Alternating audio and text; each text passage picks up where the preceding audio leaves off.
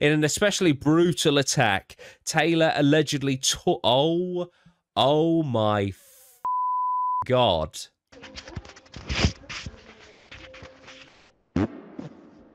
Hello, everyone. Welcome to the Drip Podcast. Episode 60. Wow. I'm joined by Lozzie and Scott. What a time to be alive. 60 episodes in. That's it. Good Lord. 6-0. That is a lot. That is a lot. Been ill this week. Oof.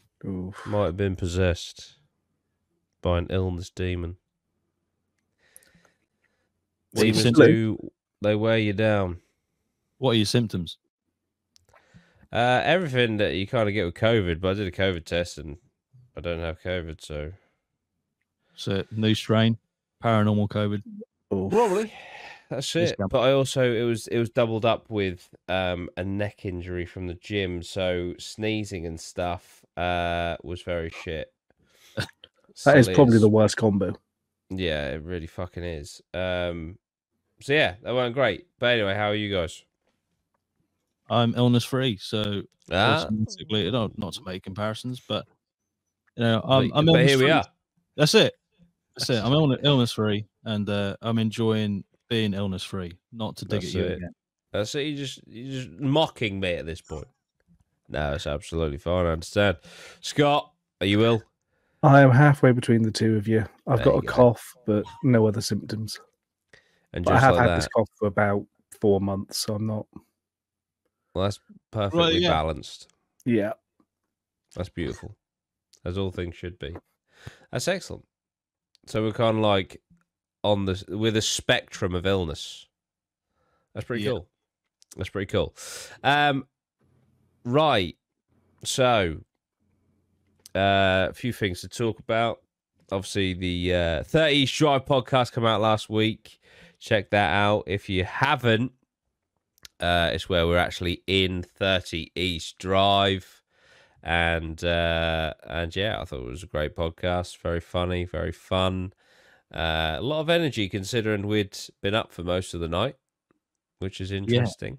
Yeah. And there is no rest apart from for Scott, because we're straight back on it. We're going back to the Maid's Head Hotel for the Halloween special. Scott, unfortunately, it was too short notice, was it? Yeah. Yeah. Couldn't happen.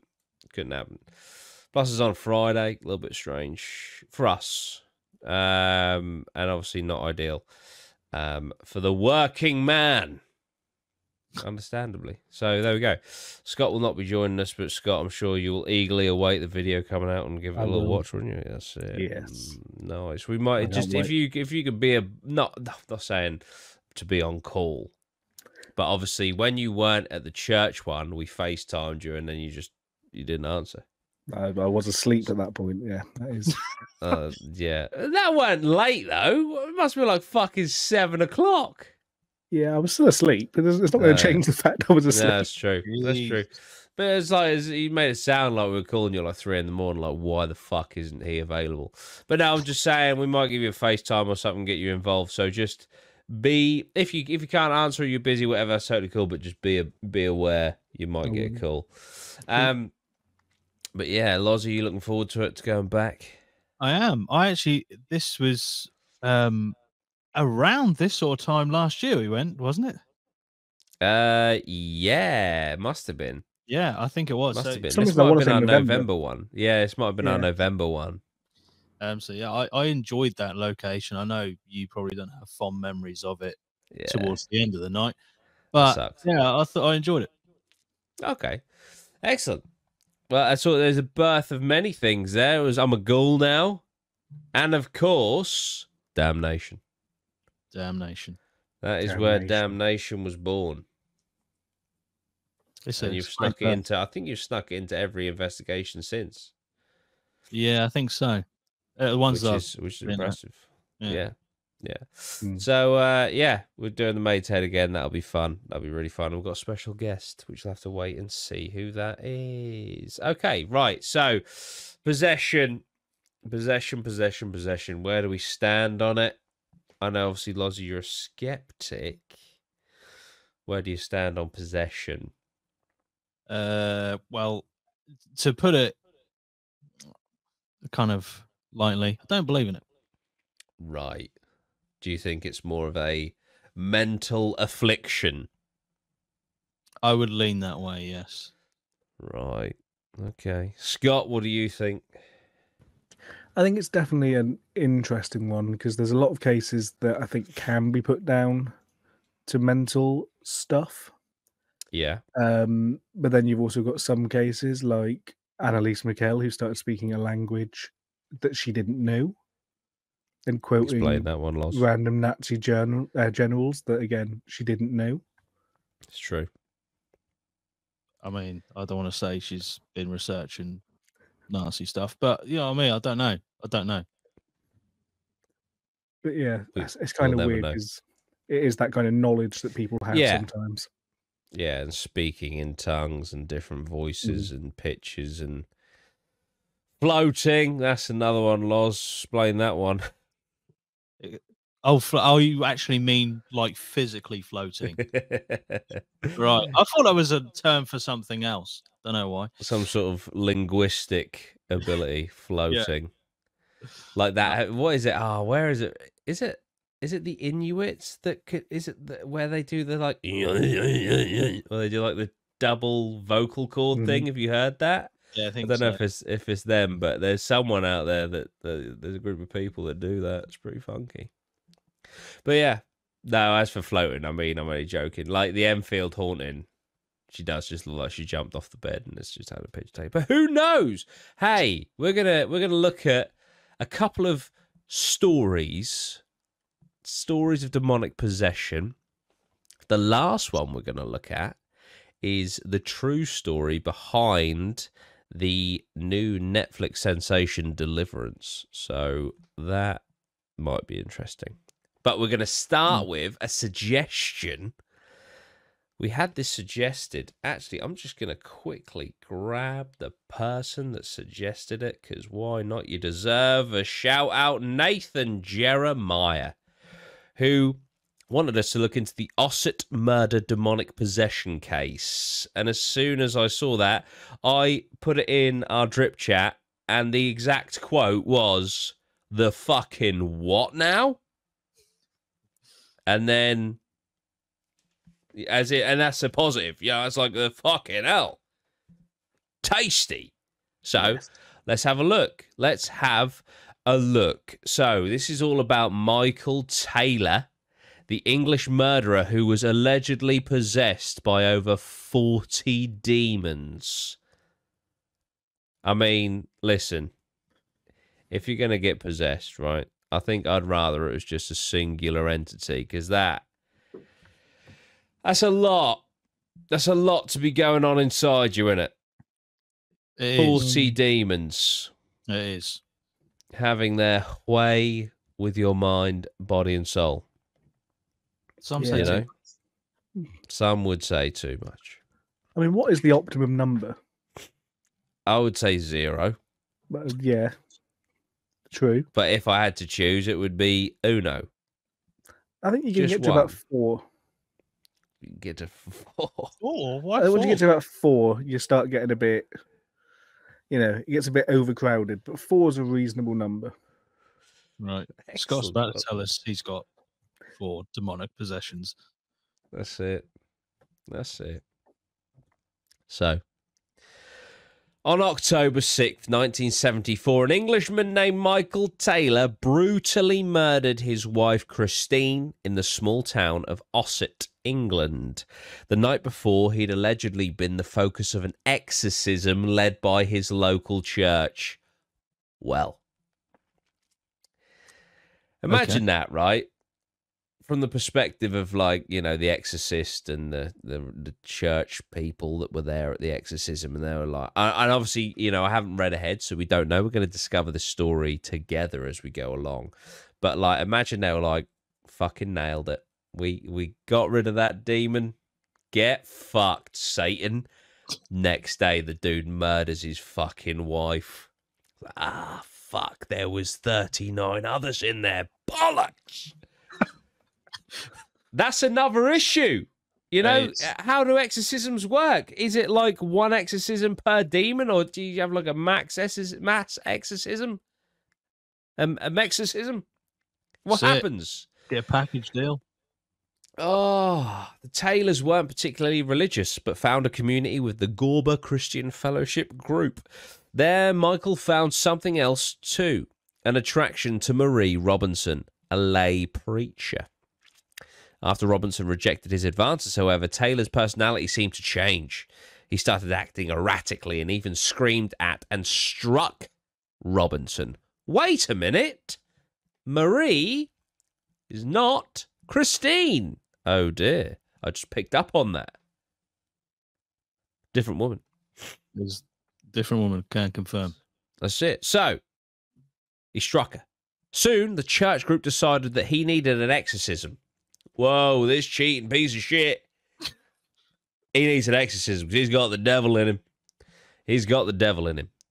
After summoning the Taylors to a local church, the group restrained Michael and spent hours trying to cure his alleged demonic possession. They screamed at him, burned his tainted wooden cross, and allegedly succeeded at exorcising 40 demons from his body. Okay, so they thought they got them all. They thought they got them all. Though they believed three... Oh, no, wait. I'll tell you what, I need to stop speaking. Though they believed 3 demons remained. Demons associated with murder, violence, and insanity. You've done 40. Why do you go, right, let's pack it up. It's only the murder, violence, and insanity demons left. We're good. To be fair, they probably weren't getting paid overtime. Well, that's a good point. You get to the end of your shift. Tell you what, you've tried and scrimp and say, like, there are, you know, they say you buy cheap, you buy twice. Well, when it comes to an exorcism, it doesn't fucking end well. The church group let Michael and Christine go home. The next morning, Michael turned on his wife. In an especially brutal attack, I need to remember this actually happened as well. In my head, this is a movie, and this is actually a brutal murder. In an especially brutal attack, Taylor allegedly took... Oh my fucking God. Oh, right, okay. In an especially brutal attack, Taylor allegedly tore his wife's eyes and tongue out with his bare hands, then killed and dismembered their dog. Police promptly arrested Michael, who told investigators that the exorcism the previous night had failed. I mean, there's a time and a place, mate. What the fuck? He's like, yeah, fucked up there. He's in handcuffs, like getting into the back of the police. The vicar's there, and he's like, you fucked that up, didn't you? You left a few of them in there. Jesus Christ. They were too late, he said. According to the Sussex Devils, a true story, the 1980s satanic panic. I was compelled by a force within me to destroy everything living within the house. Screen Rant reported that Taylor was acquitted at trial due to reasons of insanity. He spent 4 years in a psychiatric hospital before he was released. So he got 4 years for ripping his wife's eyes and tongue out with his bare fucking hands. That's insane. By the very definition. I mean, that is absolutely insane. What? I mean, dare I ask a penny for your thoughts? So, one thing I did, you said the way they got him there for the exorcism. Did you say they invited him somewhere and then basically jumped him and exorcised him? I don't know. I don't think so. I think it's just a bit weird because, like, from what I was gauging, right? Like, he kind of wanted to cheat on his wife, and the church took that as he's possessed because he's wanted to cheat. Then he's got angry and attacked the woman he was. I don't see the connection, but hey, it led to an exorcism. Let's read this. I want to read the. I know this is a little bit. I want to read the Wikipedia entry. Okay. because I just want to understand what was going on with this woman. So, in 1974, Taylor's wife, Christine, stated to a Christian fellowship group to which Taylor belonged that his relationship with the lay leader of the group, Marie Robinson, was carnal in nature. In psychology, libido is psychic drive or energy, usually conceived as a sexual nature. Right. Michael Taylor admitted that he felt evil within him and eventually attacked Robinson verbally, who screamed back at him. During the next meeting, Michael Taylor received an absolution. That's when they're like 7 Hail Marys, whatever, and you're forgiven. But nevertheless, his behaviour continued to become more erratic. As a result, the local vicar called in other ministers experienced in deliverance in preparation to cast out the demons residing within the man. Right. So, right. Okay. Also, his occupation was a butcher, by the way. Wow. So the exorcism, which occurred on the 5th to the 6th of October 1974 in the church, was headed by Father Peter Vincent, the Anglican priest of St. Thomas's, and was aided by a Methodist clergyman, the Reverend Raymond Smith. According to Bill Ellis, an authority on folklore and the occult in contemporary culture, the exorcists believed that they had, in an all-night ceremony, invoked and cast out at least 40 demons, including those of incest, bestiality, blasphemy, and lewdness. At the end, exhausted, they allowed Taylor to go home, although they felt that at least 3 demons, insanity, murder, and violence, were still left in him. That's what... I get it. You're exhausted, yeah? I bet that incest one, bestiality, blasphemy... You know, I bet they're bastards to get out of a man like that, right? That possessed. But why would you... What? I almost feel like, you know, the going got tough and they were like, fuck this. It's a weird one. I almost feel like they've prioritised them in the wrong order. Start with the murder demon, I would probably say. Yeah, use your energy Incest on demon's that. not great, but murder demon, I'd say, is worse. Yeah. I guarantee the blasphemy one was the first one out. That's it. That's it. Priorities. But, like, you know, I'd imagine it's easier to keep his family away from him than it is to exercise an incest demon, right? But so there are ways around it. So there's a little bit of information left out on the previous article. So Taylor brutally murdered his wife, Christine. He attacked her with his bare hands, tearing her eyes out, her tongue out, and almost tearing her face off. Good God.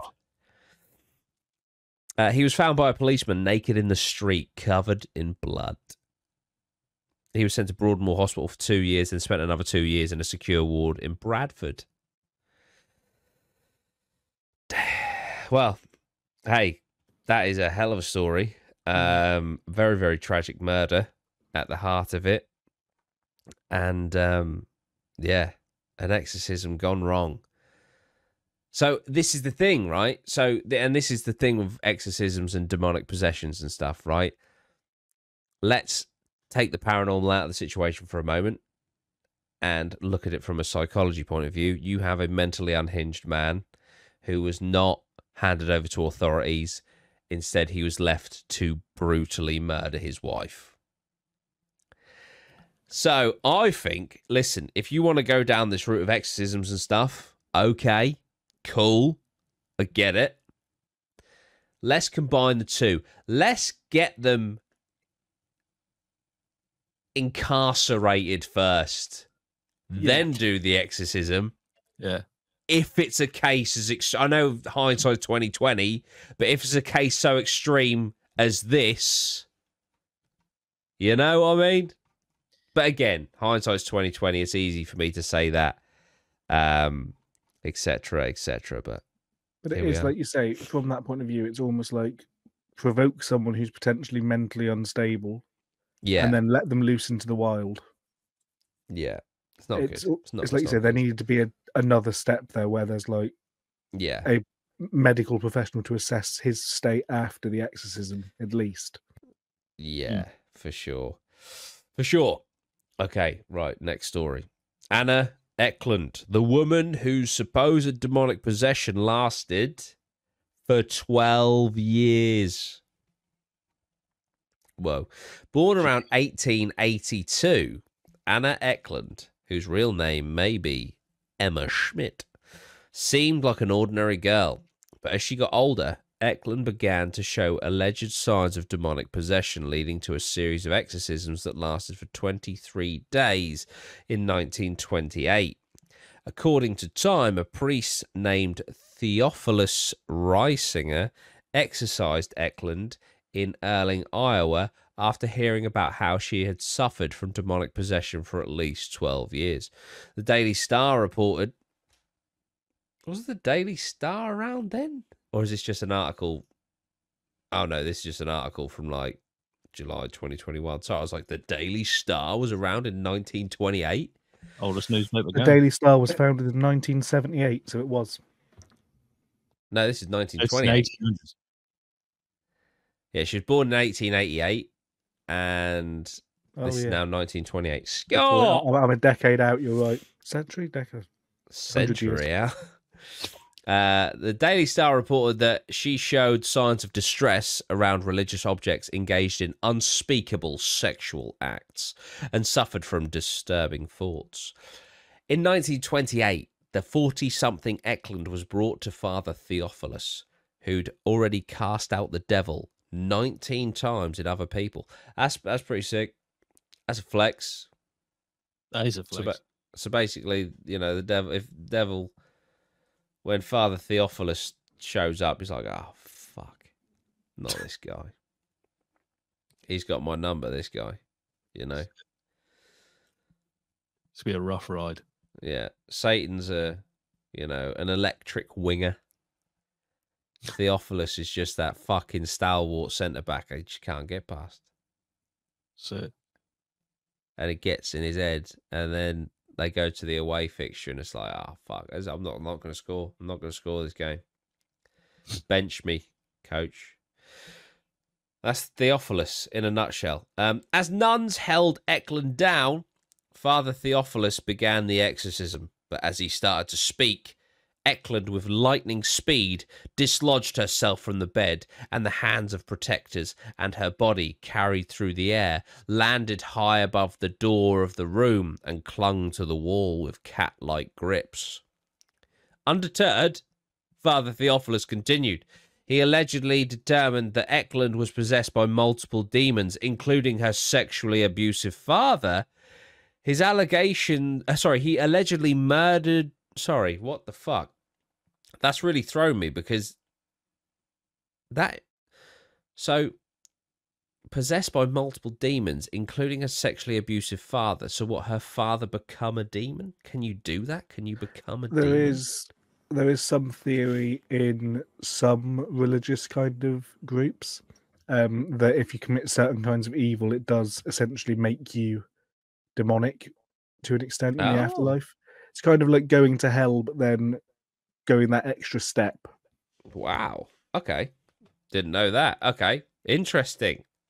So, including her sexually abusive father, his allegedly murderous mistress.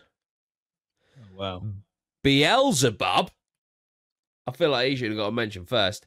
And others.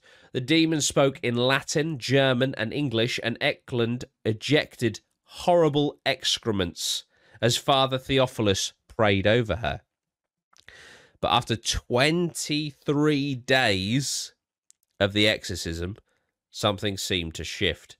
Anna Eklund suddenly smiled for the first time in 12 years and exclaimed, "My Jesus, mercy. Praised be Jesus Christ." Wow, there you go. That's it. She was cured. Which is great. After 23 years, she had smile in 12 years. That's tragic. And now here she is, smiling, living her best life. Praise be to the Lord. That's it. That is great, isn't it? That is great. That's what you like to hear. I don't know how. I wonder how Father Theophilus felt about that. Because it's a bit like, you know, you go for surgery or, you know, life-threatening or life-saving surgery. You come out of it. the surgeon and all the nurses and everyone in there has been in there for like 14 hours trying to save you. They save you. You come out of it and you're like, oh, thank the Lord. And the surgeon's got to be stood there like, what the fuck, man? That was literally, I did that. So I wonder if Theophilus got a little bit of a god complex from all of his, he's like, I'm not being funny, Lord. But I don't know how many times you've beat the devil, but I've beat him nearly 20 times now. So if there's a hierarchy around here, I think I should be moved up a little bit. What are you saying? It's entirely speculative. I'm not saying that it's probably quite blasphemous for him to do that. But you never know. Could have got a bit of an ego if he's been fucking beating shit out of Satan. If you're going to get an ego, I think that, ironically, because I'm sure ego is a sin, but ironically, I reckon that would give you an ego. Yeah. And that's starting his villain arc. That's it. What a way to fucking start it, though, That's pretty fucking cool. But yeah, so a nice end to that one. She came out of a 12-year possession. Smiled for the first time. No, was it 12 years? Yeah, 12 years. Yeah, 12 years. There we go. Mental. Right. Okay, the real story behind Netflix demonic possession horror, The Deliverance. Have either of you seen it? I have not. No. I've seen the majority of it. I haven't finished it yet, so I kind of feel like I probably should, but here we are. It's just felt like the perfect time to put this one in here, So, but as what I've seen so far, it's fantastic. Let's do this. Okay, so warning: this post contains spoilers for fucking hell, hiccups. The Deliverance. Are either of you bothered by that? Not massively. Okay, anyone at home? Switch off now. Okay, so opening with a title card that claims its story is inspired by true events. The Deliverance chronicles the plight of the Pittsburgh-based Jackson family as they contend with a demonic possession that threatens to destroy them from the inside out. Now, I have scanned through this article, and it said something at the end that, Scott, I think you're going to shart your little panties. I was going to say parties, but panties. I'm excited. Yes, you should be. Directed by Lee Daniels from a screenplay he co-wrote with Elijah Bynum and David Cogshall. The new religiously fueled horror, which received a limited theatrical release on August 16th before arriving on Netflix, is dramatized. I didn't realize it had a limited theatrical release. Dramatization of the alleged haunting of the Amons family that took place in Gary, Indiana? Yeah, in 2011. Okay, so the movie stars Andra Day as Ebony Jackson, a fictionalized version of LaToya Amons, a mother of 3 who began experiencing what she claimed were supernatural occurrences, from infestations of flies to the sounds of footsteps and doors opening in the night, after moving herself, her mother, and her children into a rental home in Gary that has since come to be known, oh, it's actually here as well, as the Demon House of Indiana. Ooh. Nice. Okay. What was the Amon haunting case? An investigation into Amon's family's alleged haunting, published in 2014 by the Indianapolis Star, detailed how Amon supposedly came to believe that she and her children, then aged 7, 9, and 12, had been possessed by demons that were residing in their newly rented home on the Carolina Street in Gary. While Amon spoke to the Star on the condition that her children not be interviewed or named, she signed releases that allowed the newspaper to review medical, psychological, and official records that were not open to the public and described as not always flattering. Amons claimed that the strange occurrences at the Carolina Street House began in December 2011, when the family noticed that, despite winter temperatures, swarms of black flies were infiltrating their screened-in porch. This is not normal, Amons' mother, Rosa Campbell, told the Star. We killed them and killed them and killed them, but they kept coming back. Things reportedly escalated over the next few months, with Eamons describing increasingly bizarre and dangerous episodes during which the kids allegedly levitated, were thrown across rooms, and spoke in deep, unnatural voices.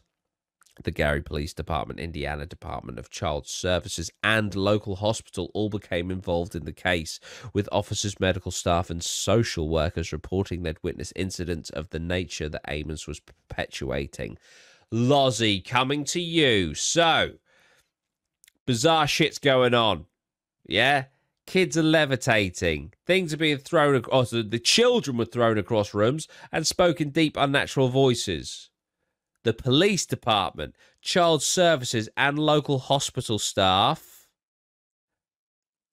all witnessed some of these things. What are you saying? Maybe the paranormal's real then. There you go. We got him. Fade inbound. That's it. That's it. Just like that. This one case proves it.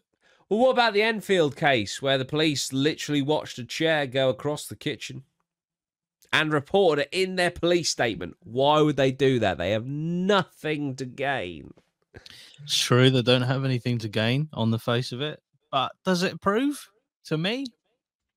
No. I've already said the bar's quite high. The bar is incredibly high. It's very high. But hey, never change. One day. It's a beautiful thing. One day, maybe. But that's the thing. If the bar is high, then it does change. Holy shit. Holy shit. Right, Scott, what do you think? It's always good when the police are like, whoa. Well, I think I realised halfway through why you think I'm going to enjoy this. Yes. But yeah, no, it is. When the police are involved, obviously, it gets a lot more interesting. And generally, I think the story just has a lot of kind of really interesting detail. And kind of, again, it's always a thing, it's weirdly specific things that you wouldn't necessarily mention if you were just going to go about this to get, like the flies. I don't think you'd necessarily bring up if you were trying to get exciting demon activity. Yeah. You'd be like, the walls were bleeding. Yeah. Others were skeptical that the origin of the problem was paranormal. In April 2012, an unnamed complainant filed an official report with DCS asking the agency to investigate Eamons for possible child abuse or neglect. The source reported that they believed Eamons was suffering from mental health concerns and that the children were performing for their mother and she was encouraging the behavior. Shortly after, DCS took emergency custody of the kids without a court order. The agency was then granted temporary wardship of Eamons' children. Oh, dear. Following an evaluation of Eamons' younger son, a clinical psychologist concluded that the children's stories about the possession were bizarre, fragmented, and illogical, and changed each time he told them. This appears to be an unfortunate and sad case of a this is a quote, by the way. This appears to be an unfortunate and sad case of a child who has been induced into a delusional system perpetuated by his mother, she wrote. Another psychologist reported similar findings about the older two children. Oh dear. Eventually, in June 2012, Reverend Michael Magano, the priest of St. Stephen Martyr Parish in Merrillville, Indiana, performed 3 major exorcisms on Eamons at his church and blessed her new home in Indianapolis. Oh, maybe it's Indianapolis. I don't know. After moving to the new house and working to meet the objectives of DCS case plan for her family, Eamons regained custody of her children in November 2012. The landlord of the Carolina Street house said there were no issues with the home before or after the Eamons family lived there. However, the house later became... Here we go, Scott. The house later became the subject of Zach Bagans' 2018 documentary Demon House and was demolished in 2016 as part of the film's production. Bagans is best known as the host of the Travel Channel series Ghost Adventures. Yeah, I watched that documentary. And literally, have you seen it, Loz? No. So he buys this house. He does loads of shit. He locks himself inside. He gets attacked by whatever's in there. And then he's like, this is so evil. I've decided to bulldoze the property. And then the last scene in this fucking documentary is this house getting bulldozed. Like, what a fuck? But didn't he saved the staircase or something? It's in his museum in Vegas. He took the staircase to his, What happened with the staircase? So it's in Zach Bagans' Haunted Museum, where he also has various other things, including a weird relationship with the Annabelle doll. Where the Annabelle doll should do. Comes. Sorry to interrupt, Scott. Please continue in a second. We should do an episode on everything that is in Zach Bagans' museum. That would be quite interesting. But the staircase. So I can't remember any specifics about it. I just know that was one of the bits that survived, and he has it reconstructed in the museum, or did have anyway. I don't know if it's still there. Was it something that happened to him, or was it something that happened to these guys on the staircase? I can't remember. But he saved that bit specifically for a reason, I think. But yeah. So let's just for the banter, there's another bit to this article. It says how the deliverance changes the story. Okay. So, like most possession-fueled horrors that purport to be based on real-life events, think The Conjuring and The Exorcism of Emily Rose, The Deliverance takes significant liberties with the fact of the case, especially when it comes to the exorcism or deliverance portion of the story. However, in an interview with The Hollywood Reporter, Daniels made it clear that he was approaching the film as a faith-based thriller. I just want to say quickly, The Conjuring annoys me how different that house is. Like, the Conjuring house in The Conjuring is like a dream fucking American house, and then in reality, it's like a fucking shack. Yeah. It's insane. It's absolutely insane. Okay, so we had never seen this story through this lens of this African-American woman on screen, and I just felt we're in such dark times, and I don't think people really know how dark of times we're in. And I felt that like I needed to get reconnected to my higher power, he said. I'm scaring you to Jesus for me. It could be scaring you to Allah. It could be scaring you to Buddha. It could be scaring you to whomever it is that you have faith in, but it's scaring you to a faith. So is Daniels the director? I think. When asked by the reporter whether he spoke with Amons while making the movie, Daniels stated that he talked to her once or twice at the beginning of the process. It's my interpretation of her life story. I purposely didn't want to meet her because I was nervous, he said. But I spoke to her and she's lovely. She was at peace. That's interesting to me. You're making a story about someone's life and you speak to her twice. The director went on to elaborate on specific details of the Amons case that he chose to tweak. What I've changed a little bit is I made her mother white because I have so many mixed race friends and I wanted to talk about what it's like to have a white mother and live in a black girl's body, he said. And then, and the deliverance person was actually a guy and not a girl. But there are so many women that do this work too that don't get recognized, so I changed that a little bit. And of course, their names and such. That's interesting, to say the least. I mean, again, it's a weird thing to do. If this is meant to be someone's life story, surely you keep it faithful, excuse the pun, to the life story. And I get the sentiment of there are many women that do this work too that don't get recognized. I get that. But again, there was a dude that exorcised this family and seemingly saved the day. So I feel like he should get a pat on the back. Yeah. Who gives a shit if it's a man? Just he's the one that did it. You know, if you really want to highlight the the women that are doing this kind of work, pick one of their stories and make that into TV. Like do a movie about a female exorcist's life. Yeah, I feel like swapping one that's based on a true story to then make it not a true story, essentially. Yeah, it's just weird. It's a weird But choice. hey, what this the direct. It was his choice. Here we are. You might agree with it. You might disagree with it. But hey ho, the exorcism happened. The film also shifts the setting and nature of the religious rite that took place, changing it from an exorcism at a church to a so-called deliverance at the family's home. That's actually pretty mental, considering he called the film The Deliverance. But I'd also love to know the difference between a deliverance and an exorcism. We'll Google that in a second. Or Scott, could you Google that? What's the difference between deliverance and an exorcism?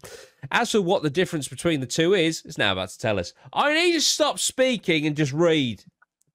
I'm trying to make, this very transformative and chit-chatty and all the rest of it, but I just keep being made to look like a fucking twat. Right, so to her understanding, a deliverance is less about just exorcising a demon from someone. It's more about the whole deliverance of the person. Not just getting rid of the demon, but actually ushering them into a relationship with God or with Christ. It's a whole transformational thing. Okay, that's cool. So you're delivering them to the Lord. Got ya. A deliverance. Right. Makes sense. It makes sense.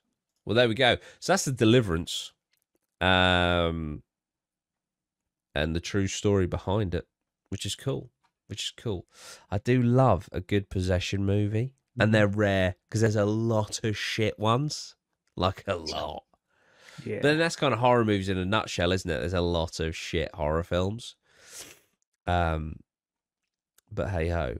I am now scrolling because it's time for the Patreon. Just before you do that, Scott, yes. You've put a picture here. Is that the staircase? This is the staircase, yeah. This is the staircase. So it was the staircase to the basement, apparently. From the demon house. I guess they leveled it, and then obviously the basement's underneath, so that wasn't leveled. So they kind of, after clearing the debris, went, "Oh, we'll have that." Okay, and kind of picked that out and reconstructed it, and that is now the actual staircase, I believe, that you use to get around the museum. I'm not quite sure, but yeah. Wow, I just thought I'd get a picture of the staircase. Yeah, no, that's cool, man. Cool. Zach That's pretty fucking cool. Yeah. But yeah, we'll definitely do an episode on Zach. But what would you say, Scott, just to not buy me time finding a question, but what is your favourite piece in Zach Bagan's museum? So there is a rocking chair in that museum that I can't remember the exact story to, and we will cover that in the episode we do. That essentially when you sit in, it kind of feels like you're being completely oppressed, like almost possessed while sitting in this chair. I think Sam and Colby did a video at the museum and got kind of, again, one of them sat in the chair and then had this sort of feeling. And I think, and I might be wrong, I'm sure I've seen somewhere that one of them said that could have contributed towards his cancer that he then got afterwards. Oh yes, one of them did get. I think it was testicular I want to say cancer, wasn't it? Colby. Yes, yeah. And I want to say that he has at some point at least suggested that could have theoretically been a contributing factor. I obviously don't know the logistics of that statement, but it's quite a claim. I'm sure he said something on the lines of, after sitting in that chair and after staring into the eyes of one of the haunted dolls that apparently kills you, which might have been in a different museum. But those two things together kind of could have been responsible in some way. Jesus. When you say that about, the doll that you stare at, you die. I just wish that I touched that fucking figurine at Haprica. Mm-hmm. Just to end the suffering, No, just to prove them wrong. Yeah, I'd love to go back to Haprica. Touch the doll. I do. I mean, we're going back to Maid's Head, and we've just been back to 30 East Drive. I think the one after this, we need to go somewhere else. I'm thinking Cannock Chase. That would be cool. Mm-hmm. That'd be cool. But I do think we need to go somewhere. There's nothing wrong with revisiting. I love revisiting places, but I think we need somewhere fresh on the next one. But yeah, no, definitely back to Haprica at some point, without a doubt. Okay, right. Let's have a little look. See. Okay. Let's go. Right now. Okay, I kind of know the answer to this, I think. I would like to know. This is specifically for Loz, right? I want to know if the needle has moved. Hi, team. This is B. Steven 93. This question is for Lozzie, but I would love to hear everyone's thoughts on the matter. Okay, so it is for me and you as well, Scott. Has Lozzie's recent experience at 30 East Drive changed his view on the paranormal at all? Or is he still a skeptic? No. It has. Look, at all. In my defense, right? Yeah. My challenge was completely, let's just say, fucked, because It was. everyone else was making noise, and I was like, yeah, that's got to be them upstairs. The only thing that was weird is the battery. I can't really say for sure if it was paranormal or not, but that is one thing that people claim happens is battery drain, and that does seem to have happened there. But again, my bar is so high that it's going to be difficult to sway me. So nothing that was included in that video or the experiences that we had during the time we were there moved the needle for me. Okay. Do you think if you had been in Bailey's place and had seen what he saw at the top of the stairs, that would have unsettled you, definitely. But I think I said in a previous episode, I don't know whether it's just me trying to rationalize it, but I really do feel like at that point in time, your brain is telling you there might be something there for your self-preservation. I don't know, completely uneducated theory, but that's my kind of overall thought about it. That's fair. No, that's fair. Scott, yes. What do you think about the 30 Drive experience? I mean, it was now you've had a minute to think about it, because obviously we have done a pod last week, but that was the morning of. Yeah, now I've had time, obviously, and to watch it back and see. Yeah. A few bits, I guess, from another perspective. The thing that I had when I was in the bath, the noise was, I still can't explain that, because that was pretty much identical to the noise we then replicated with you opening or knocking that door. Yeah. Which kind of implies to me that something had moved that door in some way. Which is, because the thing is, because I know, like, it could be a fucking shit latch or whatever. We came upstairs and it was shut. And it goes off, I think, 2 or 3 times. So it sounds like it's opened, then shut again. Mm-hmm. And I don't really get, with no breeze or anything going through there, how that happens. No, and again, it was shut solid. I mean, you put weight against it. I nearly put my foot through the door trying to open it with my foot. And it was that almost because again, I was in that and I knew it came from in the corridor. I knew it came from behind the camera. Yeah. Because there were other noises in there that I think were probably just me moving in the bath. Yeah. The making the floor creak, making things around creak. A few of the noises I'm sure could be put down to that. But that one specifically, which we heard twice throughout that, was definitely outside of the room, not downstairs. Yeah, no, it's very, very true. Very, very true. What do you think about that, Loz? I can't really. It's unexplained because, like you say, you yourself tried to open the door with your foot and then you booted it in. So it wasn't like a dodgy latch, because that would have just opened and closed with the littlest amount of pressure put on either side. But it goes back to, if you're more inclined to the paranormal, that might be enough for you to go, that's paranormal. And you then believe in, whatever spectrum of things come with paranormal. But for me, it's not going to be enough for me to go, oh, that's definitely paranormal. Like, it depends on the person. The barrier of evidence, or the bar of evidence, is unfortunately very high for me. But I think it gives a good balance to the team, in my opinion. So yeah, no, absolutely does. Yeah, I do like having. I wouldn't change it.